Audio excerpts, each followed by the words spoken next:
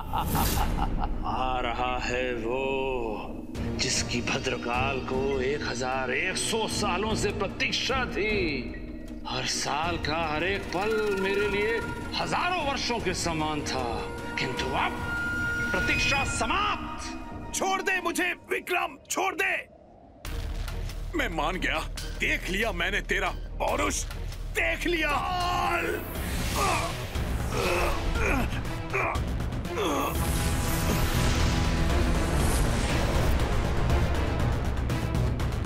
विक्रम, माना आत्मबल, इच्छा शक्ति, संकल्प शक्ति से तू है भरपूर। इसका अर्थ ये नहीं कि मुझे लेकर हो जाएगा तू फुर्र।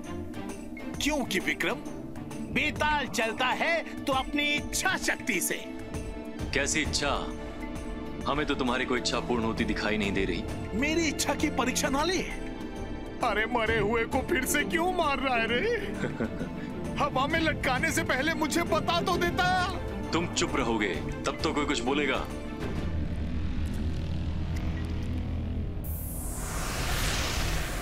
अरे अरे अरे, जिसको ले जाने आया है उसको तो ले ले ले ले।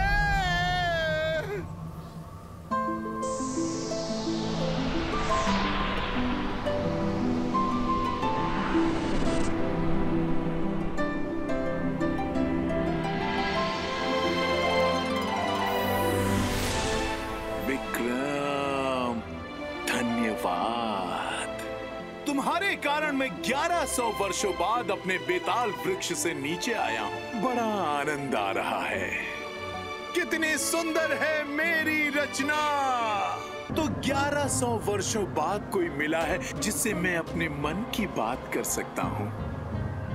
नहीं तो मैं तो बोलना ही भूल गया था। इतना बोलने को बोलना भूलना कहते हैं, तो पता नहीं बोलने को क्या कहेंगे। इसे रोकने के लिए मुझे कुछ न कुछ तो करना पड़ेगा। इसने जड़ प्रतिज्ञा ले ली है मुझे भद्रकाल तक ले जाने की। क्या करूं, क्या करूं?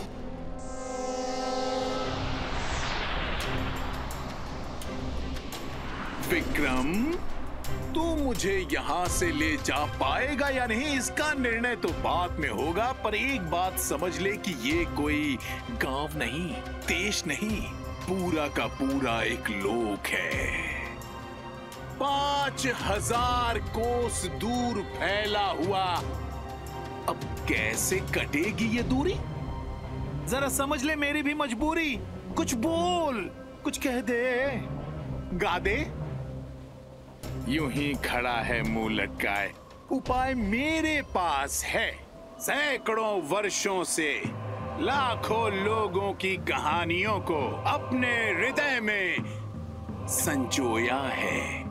रोमांच है, रहस्य है, आंसू है, भय है, इंतजार, षड्यंत्र और समझदारी, परी और राजकुमारी की कहानियों से भरा है ये बेताल। पर इससे पहले कि मैं तुझे कहानी सुनाऊं, तू बेतालों की नियति जान ले। हमारी बेतालों की नियति जानने में कोई रुचि नहीं है बेताल। फिर भी कहानी तो सुननी पड़ेगी। मैं कहानी सुनाऊंगा, तू बीच में नहीं बोलेगा, हाँ भी नहीं चलेगा। सांस की आवाज भी धीमी रहेगी। कहीं मैंने सुन ली तो मैं चला अपने बेताल वृक्ष से उल्टा लटका हुआ। कथा समाप्त होने के बाद मैं तुझसे प्रश्न पूछूंगा, उसका उत्तर देना होगा। तू प्रश्न का उत्तर नहीं देगा तो मुझे यहाँ से ले जा नहीं पाएगा। हम जानते हैं बेताल, तुम्हारे ज्ञान कोश में बेतालों और पिशाचों की कथाओं के अतिरिक्त और कुछ भी नहीं होगा। यदि अपनी बुद्धिमत्ता पे इतना घमंड है तो सुन मेरी बात। आज की रात है आदमजात, शर्त का मिला ले हाथ। जाओ, देते हैं हम तुम्हें एक और अवसर पराजित होने का। हाँ, तो कहानी शुरू। अद्भुत कथा एक राजकुमारी की। राजकुमारी थी देखने में इतनी सुंदर कि प्रेम में पड़ गया था एक दानव भयंकर। कुछ समझा विक्रम? कैसे समझेगा? ये तो कथा का अंत है। अब कथा का आरंभ भी सुन। ये कथा है राजकुमारी सोनप्रभा की। सोनप्रभा अति सुंदर, मानो उसके रूप में यौवन स्वयं अपने होने का प्रमाण देने आया हो।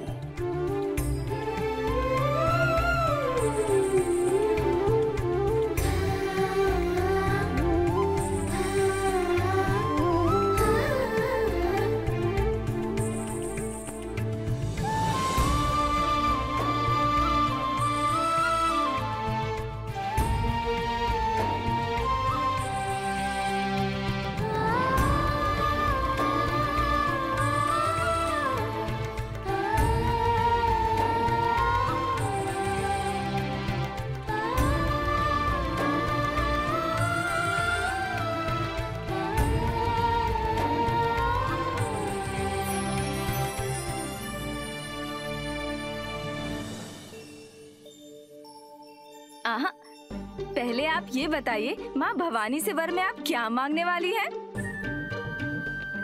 माँ भवानी से जो हमें मांगना है ना, वो हम स्वयं मांग लेंगे। और वैसे भी हम आपको क्यों बताएं?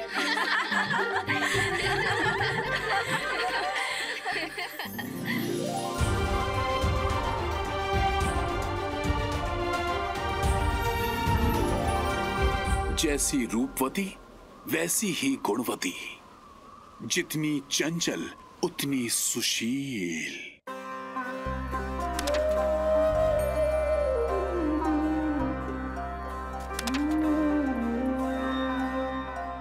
लाखों में एक है हमारी पुत्री।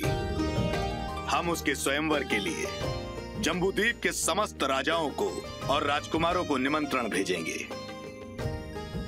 आज से 3 मास बाद स्वाति नक्षत्र आरंभ हो रहा है। जितनी शुभ हमारी राजकुमारी है, उतना ही शुभ ये मुहूर्त है।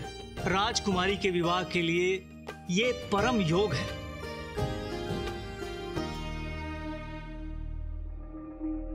केवल 3 मास, इतने कम समय में ये सब कुछ कैसे संभव हो पाएगा?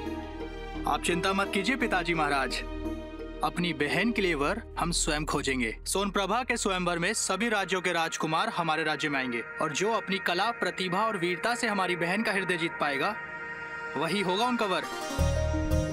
तुम सत्य कह रहे हो पुत्र, लेकिन उससे पहले हमें सोनप्रभा से बात करनी होगी कि वो विवाह के लिए तैयार है भी या नहीं।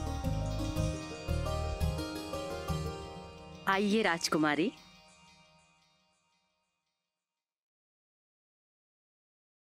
हम सभी आपके विवाह की बात कर रहे थे सोनप्रभा।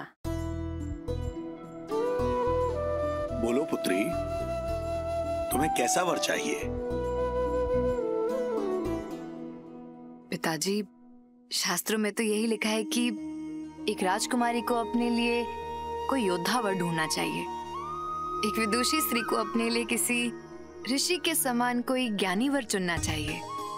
और यदि कोई स्त्री सदैव प्रेम पूर्वक अपना जीवन बिताना चाहती है, तो उसे किसी स्वतंत्र विचारों वाले चिंतक का हाथ थाम लेना चाहिए।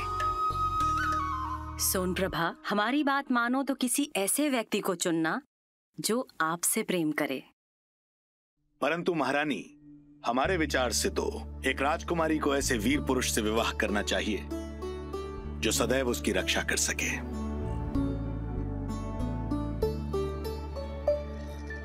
नहीं बहना, तुम्हें तो अपने लिए कोई चक्रवर्ती सम्राट का पुत्र ही चुनना चाहिए। माँ, क्या ऐसा नहीं हो सकता कि ये सारे गुण किसी एक ही पुरुष में मिल जाएं? आपके स्वयंवर में पूरे देश भर से राजकुमार आएंगे। आपको जो उचित लगे उसे चुन लेना, हम उसी से आपका विवाह करा देंगे।